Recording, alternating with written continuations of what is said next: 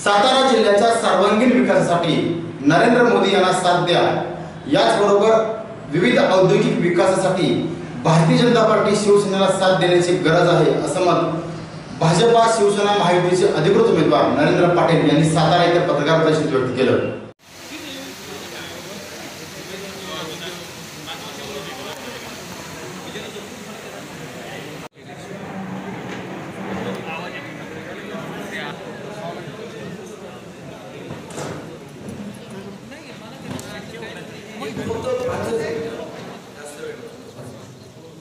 आपण 12चा टाइम दिले, 12:15 होऊन गेले, 12:30 काय 5 मिनिटे बोलायचं बोलून घे।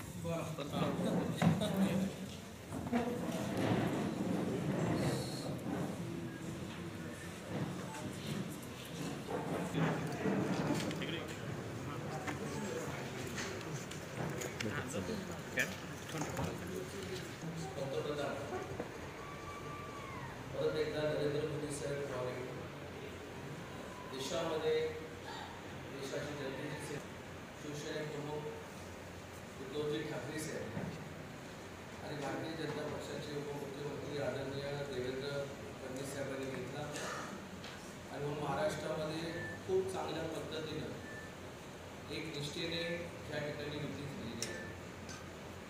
या युतीच्या संदर्भातच आज सातारा जिल्ह्यामध्ये आम्ही एकत्रपणे पत्रकार परिषद घेत आहे। एक युतीचा उमेदवार म्हणून कोल्हापूरच्या महामेळाव्यामध्ये या ठिकाणी उद्धवजी ठाकरे साहेबांनी मुख्यमंत्री देवेंद्रजी फडणवीस साहेबांच्या समोर माझ्या नावाचंही त्या ठिकाणी जाहीर केलं। त्याचबरोबर त्यांच्या उपस्थितीमध्ये या ठिकाणी शिवबंधन बांधलेलं आहे। आज सातारा जिल्हा निवडणुकीमध्ये मी पाहताना सातारा जिल्ह्यातील असणारे अविकसित कामं, दुर्लक्षित असणाऱ्या आमच्या ग्रामीण भागामध्ये असणाऱ्या वाडी वस्त्यांची कामं, त्याचबरोबर धरणांचं पाणी जे या सातारा जिल्ह्यामध्ये पहिल्या दुष्काळ भागामध्ये पोचवलं गेलं पाहिजे होतं, शेतकऱ्यांच्या असणाऱ्या ऊसाच्या दराच्या संदर्भामध्ये, त्याचबरोबर अन्य असे कित्येक विषय आहेत। या विषयाला अनुसरून आम्ही या ठिकाणी निवडणुकीच्या रिंगणामध्ये उतरलो। साहजिकच आहे की सातारा जिल्ह्यामध्ये माझा बराचसा परिचय आपल्याला आहे, तरी मी स्वतः पाटण तालुक्यामध्ये आहे। बेगवडीमध्ये मंदरूरमध्ये माझं स्वतःचं गाव आहे। माथाडी चळवळीमध्ये मी स्वतः 94 पासून या ठिकाणी काम करतोय मुंबईमध्ये, आणि बहुतांश माथाडी कामगार हा आमचा सातारा जिल्ह्याचा आहे। मग पाटण आला, सातारा आला, जावडी आला, वाई आला, खेडा आला, खंडाळा आला, कोरेगाव आला, कराड उत्तर, कराड दक्षिण आला।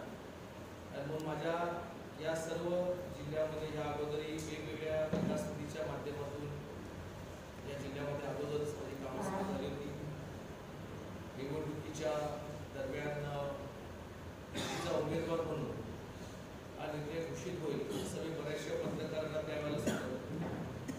मी आपल्याला या अगोदरी भेटला असताना एवढंच सांगितलं की आम्ही युतीचा उमेदवार म्हणजे शिवसेना प्रमुख सन्माननीय उद्धवजी ठाकरे साहेब आणि मुख्यमंत्री देवेंद्रजी जे निर्णय देतील त्या निर्णयाला आम्ही बांधील राहून त्या ठिकाणी काम करू। म्हणून मी आज या निवडणुकीच्या रिंगणामध्ये उतरलेलो आहे। विकासाच्या बरोबर हा सातारा जिल्हा हा ऐतिहासिक वारसा नावाजलेला जिल्हा आहे, शिक्षण क्षेत्रातला हा जिल्हा आहे, कामगार चळवळीचा जिल्हा आहे, आणि ह्या जिल्ह्याला, या ऐतिहासिक जिल्ह्याला हिस्टॉरिकल कॅपिटल म्हणून आपण म्हणू की ऐतिहासिक राजधानी म्हणून नावाजला गेला पाहिजे। हा एक बऱ्याच वर्षापासून हा मुद्दा मी मांडत आलेला आहे, आणि नक्कीच या जिल्ह्याचं नेतृत्व करत असताना हे पूर्ण मुद्दे मी या ठिकाणी मांडणार आहे। दुर्लक्षित असणारे मुद्दे जे आमच्या 10 वर्षापासून जे न घडणारे जे मुद्दे होते, त्यामध्ये आमच्या शेतकऱ्यांचं जे धरणातलं पाणी, ज्या शेतकऱ्यांच्या जमिनी त्या धरणासाठी गेल्या आणि त्या जमिनीच्या मोबदल्यामध्ये जो काय आम्हाला मोबदला मिळाला पाहिजे होता तो मिळाला नव्हता। चंद्रकांत दादा आमचे मंत्री मंत्री महोदय यांच्या नेतृत्वाखाली तो आम्हाला त्या ठिकाणी मिळाला. त्याचबरोबर युतीच्या सरकारने जे कोयनेमध्ये धरणग्रस्त किंवा जे स्थलांतर झालेली मंडळी आहे त्या कोयनेच्या असणाऱ्या धरणग्रस्तांचे या ठिकाणी माहिती गोळा करायची आता पूर्णपणे त्या टप्प्यावरती चालू आहे आणि त्यांनाही राज्य सरकार त्या ठिकाणी काही मोबदला मिळून देणार. जसं आम्ही वाघ मराठवाडीला दिलेला आहे तसं त्याही त्या ठिकाणी मिळणार हे आमचा प्रयत्न या ठिकाणी आहे. बऱ्याच वर्षापूर्वीपासून ही घोषणा झाली होती की कोकणामध्ये आणि सातारमध्ये ही एक ट्रेन त्या ठिकाणी होईल, म्हणजे चिपळूणमार्गी ट्रेन आमच्या पाटणमध्ये होईल. परंतु आजपर्यंत त्याचा शुभमुहूर्त या ठिकाणी लावलेला नाही. नक्कीच आम्ही या ठिकाणी पूर्णपणे लक्ष घालून या निवडणुकीच्या जबाबदारी व्यवस्थितपणे हाताळून विजयश्री झाल्यानंतर ते क्रमपात्र आम्ही त्या ठिकाणी करू. मोठ्या प्रमाणामध्ये टोल नाक्याचा जो टोल आहे तो सर्वांना कल्पना आहे.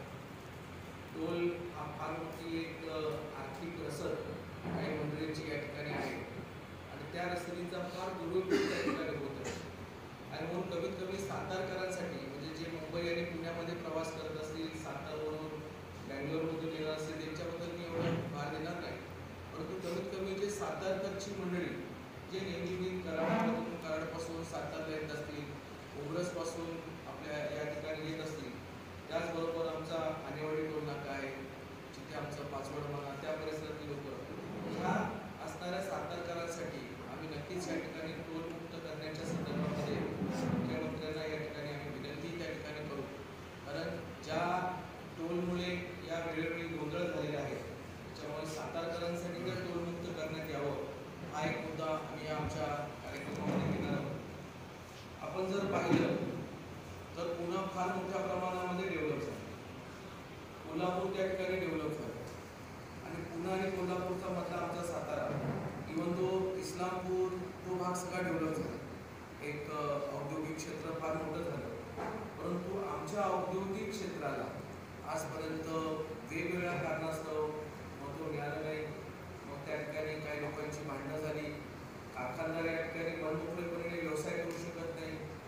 व्यवसाय जर आले नाही, उद्योग जर वाढले नाही तर डेफिनेटली की आपल्या जिल्ह्यातला जो शिकलेला तरुण आहे तो या ठिकाणी बेरोजगार होतो आणि मग तिथली इतर जिल्ह्यामध्ये तो त्या ठिकाणी व्यवसायासाठी कामाला त्या ठिकाणी जात असतो. म्हणजे आपल्या जिल्ह्याची एवढी चांगली MIDC असून देखील पण आज आपल्या जिल्ह्यामध्ये उद्योग व्यवसाय चालत नाही. हे फार गांभीर्याने लक्ष देऊन आम्ही आमचे मंत्री महोदय सन्माननीय सुभाषजी देसाई साहेबांच्या माध्यमातून या उद्योगाच्या संदर्भामध्ये एक असा चांगला कार्यक्रम आखू ज्या कार्यक्रमामध्ये जे कामगार आहेत त्यांना न्याय मिळाला पाहिजे. म्हणजे खरे व्यवसायधारक आहेत त्या व्यवसायधारकांवरती जर कुठल्या प्रकारे रोडांच्या माध्यमातून कुठल्या युनियनच्या माध्यमातून जर कशा प्रकारे जर त्रास होत असेल तर अशा लोकांचाही बंदोबस्त करण्याचा कार्यक्रम आम्ही या ठिकाणी आखलेला आहे. याचबरोबर आम्हाला हॉस्पिटलची फार मोठी एक सोय होणं गरजेची होती. एक सातारमध्ये स्वतःचं एक हॉस्पिटलचं कॉलेज व्हावं, मेडिकल कॉलेज व्हावं ही मागणी बऱ्याच वर्षापासूनची होती. पण अजून पाहिजे तसं काय त्याचा प्रवास सुरू झालेला नाही. नक्कीच आम्ही या निवडणुकीच्या नंतर या सगळ्या गोष्टींमध्ये बारकाईने लक्ष घालू आणि ह्या असणाऱ्या सगळ्या सातारकरांचे विषय आम्ही त्या ठिकाणी मार्गीच लावू. आज युतीचा निर्णय होत असताना महामेळाव्याच्या माध्यमातून आम्ही RPI सन्माननीय आठवले साहेबांचा आमचा गट आहे, आमचा जानकर साहेबांचा गट आहे, आमचे सदाभाऊ खोत असतील, आमचे विनायक मेटे असतील, आमचे सर्व मित्र पक्षाला घेऊन आम्ही या निवडणुकीला सामोरं जाणार आहोत. आणि मला विश्वास आहे की राज्याचे मुख्यमंत्री आदरणीय देवेंद्रजी फडणवीस साहेब, आमचे शिवसेनेचे प्रमुख उद्धवजी ठाकरे साहेबांनी जो या महाराष्ट्रामध्ये 40 खासदारांना मोदी साहेबांच्या सोबत देशाची सेवा करण्यासाठी पाठवण्याचा जो निर्धार केलेला आहे तो पूर्णपणे आम्ही यशस्वीरित्या या ठिकाणी पार पडू. आणि मला मोठ्या प्रमाणामध्ये सातारकर वेगळ्या पद्धतीनं मनापासून या ठिकाणी मतदान करून माझ्या पाठीशी उभे राहतील. आपल्याला सांगू इच्छितो की ही लोकसभेची निवडणूक ही राष्ट्रीय प्रश्न, आंतरराष्ट्रीय पातळीवर देशाची प्रतिमा उंचवण्याचा विषय, उद्योग, शिक्षण, कृषी याच्यासाठी देशपातळीवर घेतले जाणारे धोरणात्मक निर्णय या दृष्टीने फार महत्त्वाचे असते. इथं व्यक्तिगत विषयाचा आशय कधी येऊ देऊ नये आणि तो येत नाही. लोकसभा निवडणुकीच्या दृष्टीने दृष्टीनं आपण ही गोष्ट पहिल्यांदा लक्षात घेतली पाहिजे. दुसरी महत्त्वाची गोष्ट अशी आहे की आजची देशाची स्थित्यंतराची स्थिती आहे. सीमेवरनं दहशतवाद्यांचे हल्ले होत आहेत, अतिरेकी वारंवार हल्ले करतायत, पाकिस्तान शस्त्रसंधीचं उल्लंघन करतायत, पाकिस्तान दबावातून बसलंय, चीन टपून बसलंय. अशा वेळी या देशाला स्थिर सरकारची गरज आहे. जो स्थिर सरकार खंबीर सरकार देऊ शकतं आणि निश्चितपणे देशरक्षणासाठी योग्य निर्णय घेऊ शकतं. त्यामुळे आजच्या परिस्थितीमध्ये शिवसेनेची जी भूमिका आहे ती या देशाला स्थिर सरकार देणारी भूमिका आहे. आज शिवसेना भाजपची जी युती झाली ती या व्यापक राष्ट्रहिताच्या मुद्द्यावरच आहे. शिवसेनेनं कायमच राष्ट्रीयत्वाला प्राधान्य दिलंय आणि त्या दृष्टीनंच या देशाच्या विषयावर आम्ही खरं तर ह्या लोकसभेला सामोरं जातो, ही महत्त्वाची गोष्ट. त्यामुळं या देशाला स्थिर सरकार देण्यासाठी आम्ही निश्चित प्रयत्न करतो. स्थिर सरकारसाठी बहुमताचा कौल आवश्यक आहे आणि त्या बहुमतासाठी पश्चिम महाराष्ट्रातनं सगळेच्या सगळे खासदार हे महायुतीचे निवडून यावेत यासाठी आम्ही शिवसेना, भाजपा आणि सोबत असलेले सगळे मित्रपक्ष पूर्ण एकत्र येऊन एकदिलानं काम करणार आहोत, ही सगळ्यात महत्त्वाची गोष्ट आहे. त्यामुळे आमच्या डोळ्यापुढं फक्त आता स्थिर सरकार बहुमताचा कौल घेणं म्हणजे पश्चिम महाराष्ट्रातल्या प्रत्येक घरातला एक माणूस हा सैन्यात देशाचं रक्षण करण्यासाठी आहे. आमची अशी अपेक्षा आहे तो सैनिक सीमेवर रक्षण करतोय तर त्याला निश्चितपणे या देशाचं संरक्षण करण्यासाठी ठाम निर्णय घेणारं एक स्थिर सरकार देण्याची आमची गरज आहे. घरातला जसा प्रत्येक माणूस सैन्यात आहे तसा पश्चिम महाराष्ट्रातला प्रत्येक खासदार सुद्धा या बहुमतासाठी तिथं जाणं महत्त्वाचं आहे आणि महायुतीची आमची भूमिका ती स्पष्ट आहे. आम्ही त्यासाठी खरं तर ही लोकसभेची निवडणूक अत्यंत ताकदीनं लढवतो.